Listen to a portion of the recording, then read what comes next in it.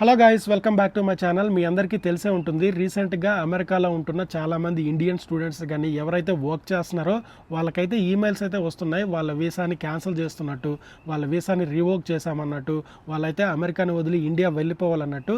అసలు కంప్లీట్గా ఎందుకు ఈ వీసా క్యాన్సిల్ అవుతుంది, ఎందుకు రివోక్ చేస్తున్నారు, ఎందుకు వాళ్ళు ఇప్పుడు అమెరికా వదిలి ఇండియా వెళ్ళిపోవాలి, అండ్ దాంతోపాటు చాలా కంపెనీస్ అయితే వాళ్ళ ఎంప్లాయీస్ని అయితే వార్నింగ్ చేస్తున్నాయి అనమాట. వాళ్ళు ఇప్పుడు ట్రావెల్ చేయకూడదని చెప్పి, వాళ్ళైతే అమెరికాని వదిలి ఇండియా ఇప్పుడు వెళ్ళొద్దని చెప్పేసి, మ్యాండేటరీ అయితే తప్ప, నెసరీ అయితే తప్ప ట్రావెల్ అయితే చేసుకోకూడదని చెప్పేసి ఎందుకు ఇలా వార్న్ చేస్తున్నాయి అనేది ఈ రెండు టాపిక్స్ అయితే ఈరోజు అయితే వీడియోలో అయితే మాట్లాడుకుందాం.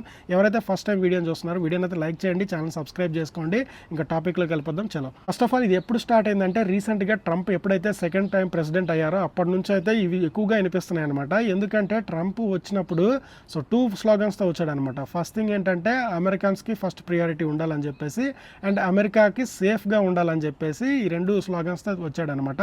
సో ఫస్ట్ థింగ్ ఏంటంటే, ఫస్ట్ ప్రియారిటీ జాబ్స్ కానీ ఏదైనా సరే అమెరికన్స్కే ఫస్ట్ ప్రియారిటీ ఉండాలని చెప్పేసి, అండ్ సెకండ్ థింగ్ వచ్చేటప్పటికి అమెరికాలో ఎటువంటి క్రైమ్కి కానీ ఎటువంటి అన్యాయాలకు కానీ అయితే ఉండకూడదని చెప్పేసి సెకండ్ థింగ్ అయితే పట్టుకున్నాడు. ఫస్ట్ థింగ్ వచ్చిన ప్రకారం ఏంటంటే, వచ్చిన వెంటనే ఈ ఐస్ డిపార్ట్మెంట్స్ని యూజ్ చేసి చాలా వరకు అయితే ఈ జాబ్స్ విషయంలో కానీ ఏదైనా సరే ఇల్లీగల్గా ఉన్న వాళ్ళందరినీ తరిమి కొట్టడానికి అయితే ట్రై చేశాడు. అండ్ సెకండ్ విషయానికి వచ్చేస్తే, ఎవరైతే అమెరికన్ సిటిజన్స్ కానీ ఇబ్బందికరంగా కలిగిస్తారో వాళ్ళ ప్రకారం ఏంటంటే, వాళ్ళనైతే అమెరికా నుంచి అయితే తరిమేద్దామని. ఆ ప్రాసెస్లో భాగంగా ఏంటంటే, ఎవరైతే ఇంతకు ముందు ఇప్పుడు కానీ లేదంటే ఇంతకు ముందు కానీ ఇల్లీగల్ యాక్టివిటీస్లో కానీ లేదంటే ఏదైనా క్రైమ్లో కానీ ఇన్వాల్వ్ అయ్యి ఉన్నారో వాళ్ళందరి డేటాని బయటికి తీసి వాళ్ళకైతే ఈమెయిల్స్ అయితే పంపిస్తున్నాడు. ఆ ప్రాసెస్లో భాగంగా ఏంటంటే, చాలామంది మన ఇండియన్ స్టూడెంట్స్ కానీ లేదంటే వర్క్ చేసే వాళ్ళు కానీ ఎప్పటి నుంచో ఉన్న కేసెస్ అవన్నీ బయటికి తీసి వాళ్ళ క్రైమ్ ఎంత ఉంది అందులో చూసేసి వాళ్ళకైతే ఈ రివోకేషన్ ఈమెయిల్స్ అయితే పంపిస్తున్నారనమాట. లైక్ ఎట్లా చెప్పాలంటే మీకు, ఎప్పుడైనా సరే మనకి ప్రీవియస్గా ఒక లైక్ డియుఐ అని ఉంటుంది ఇక్కడ. డియు అంటే డ్రైవింగ్ అండర్ ఇన్ఫ్లుయెన్స్ అని చెప్పేసి, అంటే నథింగ్ బట్ మన ఇండియాలో డ్రంక్ అండ్ డ్రైవ్ అన్నట్టు. ఈ డ్రంక్ అండ్ డ్రైవ్ అనేది ఏదైతే ఉందో అది చాలా పెద్ద క్రైమ్, ఇప్పుడనే కాదు ఎప్పటి నుంచో అనమాట. దీంట్లో ఇన్వాల్వ్ అయితే చాలా పెద్ద క్రిమినల్ కేసు అనమాట. వాళ్ళ వీసా క్యాన్సిల్ అయిపోతుంది, వాళ్ళ డ్రైవింగ్ లైసెన్స్ కంప్లీట్గా క్యాన్సిల్ అయిపోతుంది, చాలా వరకు పనిష్మెంట్స్ అయితే ఉంటాయి అనమాట. అలా ఎవరైనా ఇంతకుముందు ఇన్వాల్వ్ అయ్యి ఒకవేళ కోర్టు వరకు వెళ్ళి వాళ్ళ కేసు వాళ్ళు క్లోజ్ చేయించుకున్నా సరే వాళ్ళని ఇప్పుడు బయటికి తీసేసి వాళ్ళ వీసాని క్యాన్సిల్ చేస్తున్నట్టయితే ఈమెయిల్స్ అయితే పంపిస్తున్నారు. అండ్ ఇదే కాకుండా ఏంటంటే, ఓవర్ స్పీడింగ్ కానీ లేదంటే ఏదైనా యాక్సిడెంటల్లో ఇన్వాల్వ్ అయినా సరే వాళ్ళని కూడా అంటే లైక్ టికెట్స్ ఇచ్చేసి వదిలేస్తే వాళ్ళని ఏం పట్టుకోవట్లేదు అనమాట. ఎవరైతే టికెట్ ఇచ్చినా సరే వాళ్ళని కోర్టు వరకు తీసుకెళ్ళి ఎవరైతే బయోమెట్రిక్స్ ఇస్తున్నారో వాళ్ళని మాత్రమే ఈ వీసా రివోకేషన్ ఈమెయిల్స్ అయితే వస్తున్నాయి. చాలా కేసెస్లో నేను చూశాను. వాళ్ళకి మాత్రమే వస్తున్నాయి, బయోమెట్రిక్ ఎవరైతే ఇచ్చారో వాళ్ళకి మాత్రమే వస్తున్నాయి.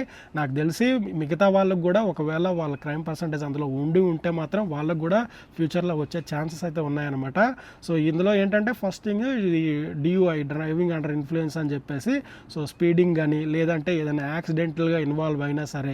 దీంతో పాటు ఏంటంటే, మనకి లైక్ హోమ్ అరేంజ్మెంట్స్ కానీ లేదంటే భార్య భర్తలు ఏమైనా గొడవ పడి ఎవరైనా సరే పోలీసులకు ఫోన్ చేసినా సరే వాళ్ళు పక్కా అయితే పోలీస్ స్టేషన్కి అయితే తీసుకెళ్ళేసి వాళ్ళనైతే ఈ బయోమెట్రిక్లో ఇన్వాల్వ్ చేస్తారు అండ్ కోర్ట్ కేసెస్లో కూడా ఇన్వాల్వ్ చేస్తారు. అలాంటి వాళ్ళకి కానీ చాలా వరకు అయితే ఇలాంటి రీజన్స్ వల్ల ఏంటంటే వాళ్ళకైతే రివోకేషన్ ఈమెయిల్స్ అయితే వస్తున్నాయి అనమాట. ఇందులో ఏంటంటే మెజారిటీ స్టూడెంట్స్ ఎక్కువ ఉన్నారనమాట. ఎంప్లాయీస్కి ఎక్కడో ఒక దగ్గర విన్న కేసు కానీ, బట్ మెజారిటీ స్టూడెంట్స్ వల్ల ఎక్కువ వింటున్నారు. దీంతో పాటు ఏంటంటే, ఎవరైతే డ్రైవింగ్ లైసెన్స్ లేకుండా కారు యూఎస్లో నడిపి ఏదైనా ఇల్లీగల్ యాక్టివిటీలో ఇన్వాల్వ్ అయినా సరే దానికి కూడా చాలా మందికి అయితే ఈ రివోకేషన్ ఈమెయిల్స్ అయితే వస్తున్నాయి. చాలా మందికి ఏంటంటే డైరెక్ట్ వాళ్ళకే ఈమెయిల్స్ వస్తున్నాయి. కొంతమందికి ఏంటంటే వాళ్ళ కాలేజెస్కి ఈమెయిల్స్ పంపిస్తున్నారు. వాళ్ళ కాలేజెస్ వాళ్ళు ఏంటంటే ఈ పర్సన్స్కి అయితే డైరెక్ట్గా మీ వీసాని అయితే రివోక్ చేసేస్తారు, మీరైతే బయటికి వెళ్ళిపోవాల్సిందే అని చెప్పేసి అయితే హెచ్చరిస్తున్నారు అనమాట. ఇందులో 2 కేసెస్ ఉన్నాయి, యాక్చువల్లీ 2 టైప్స్ ఆఫ్ ఈమెయిల్స్ వస్తున్నాయి. ఒకటి ఏంటంటే రివోకేషన్ ఈమెయిల్ అని చెప్పేసి, రెండోది ఏంటంటే మీ వీసా పీరియడ్ క్యాన్సిల్ అయిపోయిందని చెప్పేసి రెండు వస్తున్నాయి అనమాట. ఫస్ట్ థింగ్ ఏంటంటే, ఈ వీసా రివోకేషన్ ఈమెయిల్ అంటే ఏంటి అంటే, వాళ్ళ వీసాని రివోక్ చేశారు అంటే ఏంటంటే వాళ్ళు యూఎస్లో ఉండొచ్చు, బట్ ఏంటంటే వాళ్ళు ఇండియాకి వెళ్ళి ట్రావెల్ చేసి మళ్ళీ రాలేరు అనమాట. ఓకేనా? వాళ్ళు ఉన్నంత వరకు అయితే ఉండొచ్చు, బట్ ఇది ఇంకా మనకి కన్ఫర్మ్గా కాదు. నాకు తెలిసినంత వరకు ఏంటంటే వీసా రివోకేషన్ ఏంటంటే, ఒకసారి మీరు అమెరికా దాటి బయటికి ఇండియా వెళ్ళారంటే మళ్ళీ రావడానికి అయితే పాసిబుల్ అవ్వదు. అండ్ కంప్లీట్గా వీసా క్యాన్సిల్ అయిందంటే వాళ్ళు అయితే వెంటనే యూఎస్ని వదిలేసి అయితే ఇండియాకి అయితే వెళ్ళిపోవాల్సి అయితే ఉంటుంది. సో ఇట్లా 2 రీజన్స్ అయితే ఉన్నాయి. సో చాలామంది ఏంటంటే ఎవరికైతే ఈమెయిల్స్ వచ్చాయో వెళ్ళి అటార్నీస్ని కలుస్తున్నారు. అండ్ చాలామందిని అయితే ఈ కోర్టులో అయితే కేసెస్ అయితే ఫైల్ చేస్తున్నారు అండ్ లాయర్తో కాంటాక్ట్ అవుతున్నారు. సో తెలియదు ఇది ఎంతవరకు వెళ్తుందో ఏందనేది, ఇంకా మనం వేచి చూడాలన్నమాట. సో రిజల్ట్ వచ్చేంత వరకు. సో ఇంకా చాలా మందికి వస్తూనే ఉన్నాయి, స్టిల్ ఇంకా జరుగుతూనే ఉన్నాయి. అండ్ చాలా మంది భయపడుతున్నారు, ఎందుకంటే ఇక్కడ మనం లైక్ డ్రైవింగ్ చేసుకుంటూ వెళ్ళినా సరే, సో ఏదైనా యాక్సిడెంట్ అయింది అనుకోండి, ఎదుటి వాళ్ళది తప్పైనా సరే కొన్ని కేసెస్లో ఏంటంటే మనల్ని కూడా కోర్టుకి తీసుకెళ్ళి ఫింగర్ ప్రింట్స్ అయితే ఇవ్వాల్సి అయితే ఉంటుంది. సో ఆ టైంలో ఏంటంటే ఇన్సూరెన్స్ లేకపోయినా, డ్రైవింగ్ లైసెన్స్ లేకపోయినా, సో మీరు DUIలో పార్టిసిపేట్ అయినా సరే, సో మీరు చాలా ఇబ్బందులు అయితే ఫేస్ చేయాల్సి ఉంటుందని చెప్పేసి సో చాలామంది అయితే చాలా వరకు భయపడుతున్నారు కార్ బయటికి తీయడానికి కూడా. అండ్ సెకండ్ థింగ్ వచ్చేటప్పటికి ఏంటంటే చాలా కంపెనీస్ అయితే వాళ్ళ ఎంప్లాయీస్కి అయితే ఈమెయిల్స్ పంపిస్తున్నాయి. ఎందుకంటే ఇప్పుడున్న పరిస్థితుల్లో ఇమ్మిగ్రేషన్ అయితే చాలా టైట్ చేసేసారు. సో ఏ చిన్న కనిపించినా సరే, ఏ చిన్న విషయం కనిపించినా సరే చాలా వరకు క్వశ్చన్స్ అడిగేసి సెకండరీ చెక్స్ వరకు తీసుకెళ్తున్నారు అనమాట. సో చాలామంది ఎంప్లాయీస్ ఏంటంటే ట్రావెల్ చేసి వచ్చేటప్పుడు సో ఈ ఇమిగ్రేషన్లో స్టక్ అయిపోతే సో వాళ్ళ కంపెనీస్కే కదా రిక్వెస్ట్ చేసేది, సో ఏదైనా ప్రూఫ్ సబ్మిట్ చేయమని చెప్పేసి. సో ఈ కంపెనీస్ అంటే ఈ డేటా అంతా ఇవ్వడానికి వాళ్ళు సిద్ధంగా లేరనమాట. సో అందుకే వాళ్ళని రిక్వెస్ట్ చేస్తున్నారనమాట వాళ్ళ ఎంప్లాయీస్ని. సో ఇప్పుడున్న సిచ్యువేషన్లో మీరు ట్రావెల్ చేయడం కరెక్ట్ కాదు, సో మ్యాండేటరీ లేదంటే ఎమర్జెన్సీ ఇంకా తప్పదు అనుకుంటా ట్రావెల్ చేయండి. కానీ సో అన్వాంటెడ్గా మీరు వెళ్ళి ఇమిగ్రేషన్లో స్టక్ అయ్యి తర్వాత మా హెల్ప్ కావాలని అడిగితే మాత్రం మేము చేయలేము అని చెప్పేసి సో ఈ ఎంప్లాయీస్కి అయితే కంపెనీస్ అయితే ఈమెయిల్స్ అయితే పెడుతున్నాయి. అండ్ ఈ 2 కేసెస్ వల్ల ఏంటంటే చాలామంది అయితే సో ఫస్ట్ థింగ్ ఏంటంటే ఇండియాకి ట్రావెల్ చేయడానికి అయితే చాలా భయపడుతున్నారు. సో నాకు తెలిసినంత వరకు ఏంటంటే ఎవరైతే ఎంప్లాయీస్ ఉన్నారో సో వాళ్ళు క్లియర్గా ఉన్నది, మీ డాక్యుమెంట్స్ అంతా పర్ఫెక్ట్గా ఉందంటే వాళ్ళు పక్క ట్రావెల్ చేయొచ్చు, ఓకేనా.